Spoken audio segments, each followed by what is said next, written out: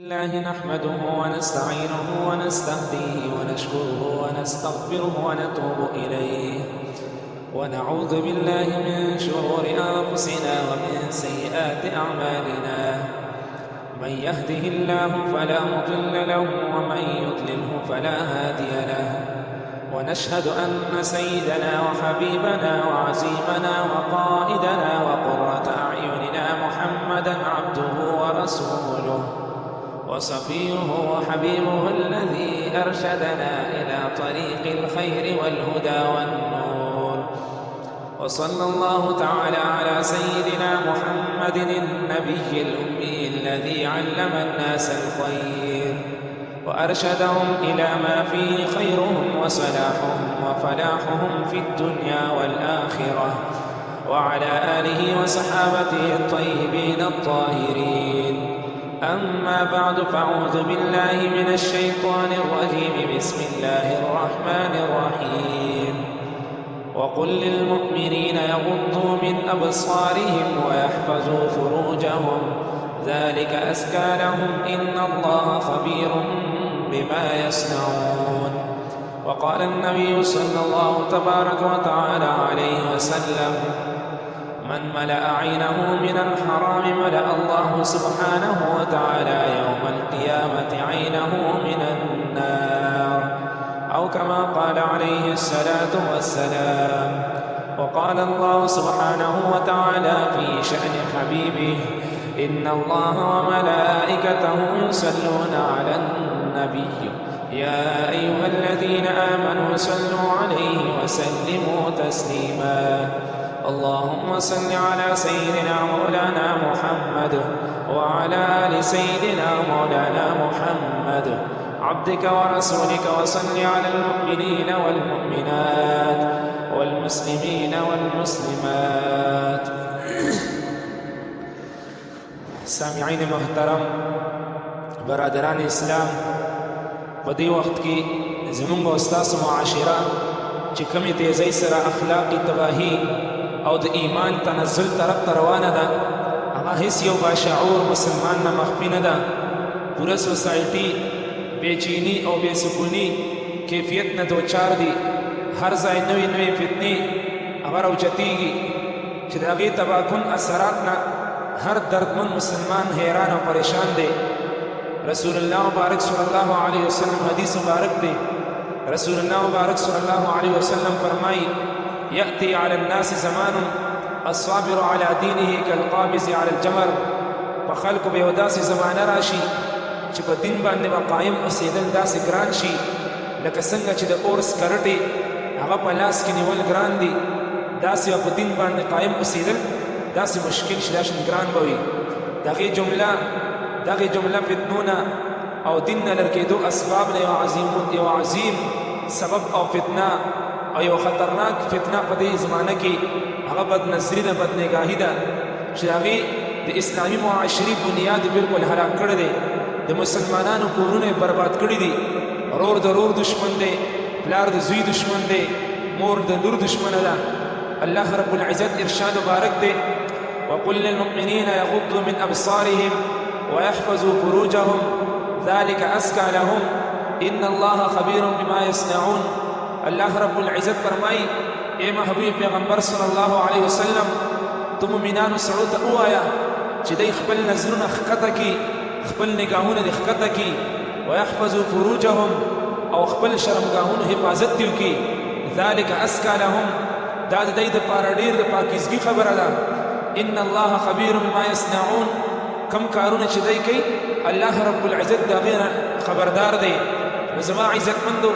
په دې آیات مبارکه کې الله رب العزت مؤمنانو سړو ته حکم کړی دی چې تاسو خپل نظرونه ښکته کوئ،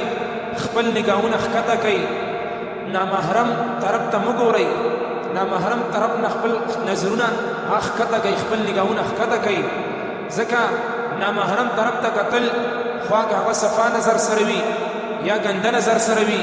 که صفا زړه سره کتل وي یا ګنده نظر سره کتل وي، ګنده زړه سره کتل وي، دا شان چې کوم دی د خور په نظر سره کتل، د مور په نظر سره کتل، په هر صورت حرام او ناجایز دي، په هر صورت حرام او ناجایز دي. اوس دلته شیطان دوکه ورکوي چې ستا زړه خو صفا دی لہذا ته خبرې کولی شي ته ورته کتی شي الله رب العزت څه فرمایي ذلک اسکا لهم د زړه پاکوالی او د زړه پاکیزګي دا ده چې خپل نظر ښکته کړي خپل نګاه ښکته کړي دا د زړه پاکوالی دی نو الله رب العزت فرمایي ذلک اسکا لهم د زړه پاکوالی دا دی چې خپل نظر ښکته کړي خپل نګاه ښکته کړي اوس د دغې وجې نه هغه مطهر پاکباز او منور زړونو والا هستیانو جماعت حضرات صحابه کرام رضوان الله تعالی علیهم اجمعین ته حکم کیږي چې تاسو خپل نظرونه ښکته کړئ خپل نګاهونه ښکته کړئ نو اوس یو سړی دا دعوه کوي چې زما زړه خو صفا دی لهذا زه ورسره خبرې کولی شم زما زړه خو صفا دی زه بدنظري کولی شم زه ورته کتی شم نو دا غټ دروغجن او کذاب دی ځکه صحابه کرام هغه زمونږ به د هغې خارو تم نه رسو نو صحابه کرامو ته چې دا حکم کیږي چې تاسو خپل نظرونه ښکته کوئ نو بیا ما او تاسو کیو چې ما ته وایو چې زموږ زړه خو صفا دی لهذا موږ ورسره خبرې کولی شو موږ ورته کتی شو حضرت جریر رضی الله تعالی عنه یو ځل رسول الله مبارک صلی الله علیه وسلم نه تپوس وکړو یا رسول الله مبارک صلی الله علیه وسلم وی که چېرې اچانک نامحرم باندې نظر پروزي نو څه حکم دی رسول الله مبارک صلی الله علیه وسلم ورته وفرمایل صرف بصرک وی ای جریر خپل نظر فوراً واړوه حضرت علی رضی الله تعالی عنہ ته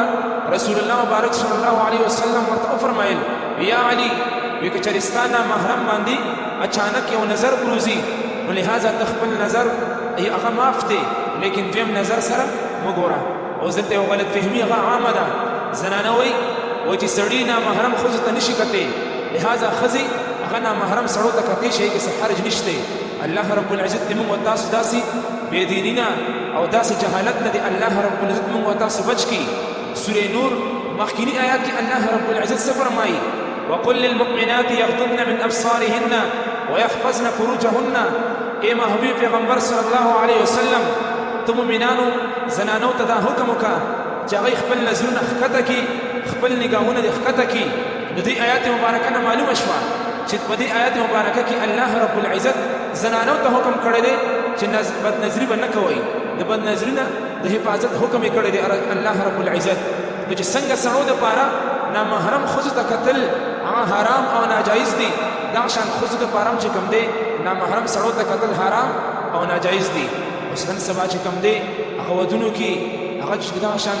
بل ورځ مې واورېدل چې په ودونو کې اوس سړي روټۍ ورکوي زنانو له دومره بېحیایي عامه شوه دغه بېحیایي به زموږ او تاسو معاشره هغه بلکل برباده کړې ده زموږ او ستاسو کورونه نن برباد دي دغې بدنظري د لاسه برباد دي نن زموږ او ستاسو معاشره برباد طرف ته روانه ده د دغې تباهي طرف ته روانه ده دغې بدنظري د لاسه روانه ده نن موږ او ستاسو مسلمان هغه فساد کې پروت دی فساد طرف ته روان دی د دغې بدنظري طرف نه روان دی اوس یو پلار چې کوم دی د یو ښځې د لاسه به 4 کسان هغه جهنم ته ځي د یو ښځې د لاسه به 4 کسان جهنم ته ځي یو به د هغې پلار ځي یو به د هغې رور ځي یو به زوی یو به خاوند دي نو کومه زنانه اوس زنانه چې کوم دی په لاره باندې روانه نو په لاره باندې ساجد ته چې ته نری لوپټه اچې په لاره باندې ساجد ته چې ته چیل دې کلاو کړی او روانه بعض زنانه هغوی چې کوم دی بورکې اچولي نو د دې بورکې مطلب څه چې بورکه دې اوچته کړي نو ته خو ټوله ښکارې نو لهذا چې موږ او تاسو کور کې رور دی دغې رور له پکار دي چې د خور د عزت خیال وساتي لهذا بورکه ورته په سر کا پلار له پکار دي چې خپل لور ته چې کوم دی بورکه په سر کړي د پردې حکم ورته وکړي زوی له پکار دي چې خپل مور ته خپل خور ته هغه چې کوم دی د پردې حکم ورته وکړي دا د دې د لاسه به دا ټول مشر ورور دی به چې کوم دی جهنم ته ځي چې موږ او تاسو دې خیال وساتو ډېره موږ د پښتو هغه غیرت هغه حیا هغه بالکل ختمه شوې ده چې موږ او تاسو غیرت څه شو زموږ او تاسو حیا څه شوه ما او تا ته څوک کنځل وکړي موږ ډایرکټ راپاسو موږ ته څوک نیغه خبره وکړي موږ ډایرکټ سړي له مرۍ ته لاس اچو لیکن د الله رب العزت دین هغه بید بربادي طرف ته روان دی هغه تباهي طرف ته روان دی موږ او تاسو په سترګو باندې پردې دي خپلې پردې لږې کولاو کړو ځان نه پردې اوچتې کړو د سترګو پردې هغه موږ او تاسو لږې کولاو کړو چې معاشره کوم بربادي طرف ته روانه ده موږ او تاسو خور دغه شان وځي زموږ او ستاسو لور د کور نه دغه شان وځي په کور کې پلار موجود دی روري موجود دی او د پښتو معاشره ده حالانکې دلته به اوس وګورئ بالکل بې حیي عام ده که نه ده عام لهذا موږ تاسو د دې څیزونو خیال وساتو او موږ تاسو به خیال ساتو موږ تاسو ته چې کوم دی څوک کنځلو کي څوک راته بد وګوري په هغې باندې موږ تاسو چې کوم دی بیا بالکل اسمان ته خیجو لیکن د الله رب العزت دین هغه بربادي طرف ته ځي موږ په هغې باندې غلي په هغې باندې چې کوم دی خاموش اوسېږو لهذا د دې څیز به خیال ساتو لکه رسول الله مبارک صلی الله علیه وسلم حدیث مبارک دی چې النظر سهم من سهام ابلیس مسموم من تركها مخافتي ابدلته ایمانا یجد حلاوته فی قلبه رسول الله مبارک صلی الله علیه وسلم حدیث مبارک دی وای دا نظر دا د شیطان د زهريله ترونه یو زهريله تیر دی الله رب العزت حدیث قدسی ده الله رب العزت فرمای مسموم من تركها مخافتي ابدلته ایمانا یجد حلاوته فی قلبه څوک چې زما د خوب د وجنه زما د یری د وجنه د زړه تقاضې نه باوجود زړه دا غواړي چې وګوري لیکن بیا خپل نظر ښکته کړي نو الله رب العزت فرمایي چې زه دله د ایمان لذت په زړه کې محسوس کړم دې خپل په زړه کې د ایمان هغه میټاس ورته محسوس شي دا شان چې کوم دی رسول الله مبارک صلی الله علیه وسلم حدیث دی مسلم شریف کی حدیث دی رسول الله مبارک صلی الله علیه وسلم فرمایي العینان زناهما النظر د سترګو زنا څه ده هغه بدنظري ده او د لاسو زنا څه ده هغه چې کوم دی نیول دي یو نامحرم زنانه هغه ټش کول دي د ژبې زنا هغه چې کوم دی په ژبه باندې فضول خبرې کول د شهوت انګیز خبرې کول دا د ژبې زنا ده دا شان چې کوم دی د غوږونو زنا په غوږونو باندې شهوت انګیز خبرې اورېدل دا د غوږونو زنا ده او په خپو باندې داسې ځایونه تلل کول دا چې کوم دی د خپو زنا ده چې موږ تاسو بدنظري نه د حفاظت دپاره د بدنظري نه حفاظت دپاره او بدنظري نه د بچ کېدو دپاره موږ تاسو د دې نه څنګه بچ کېږو او د نظر حفاظت نه موږ تاسو څنګه کوو او بدنظري نه موږ تاسو څنګه بچ کېږو چې موږ تاسو داسې مواقعونه او داسې ځایونو نه ځان بچ کړو چې کوم ځای کې بېحیایي او فحاشي ده عام وي لهذا هغې ځایونو ته چې کوم دی تلل بند کړو ځکه رسول الله مبارک صلی الله علیه وسلم حدیث مبارک دی اتقوا مواضع الشبهات د شبهې ځایونو نه ځان بچ کړئ یو څاروی هغه پردي پټي څخه سریږي پردي په خوا کې سریږي ولهذا ممکنه ده چې دی به د پردي پټي نه به دی خوراک کوي ولهذا چې موږ تاسو د شبهاتو ځایونو نه هغه ځان بچ کړو الله رب العزت موږ تاسو له عمل کولو توفیق راکړي واخر دعوانا الحمدلله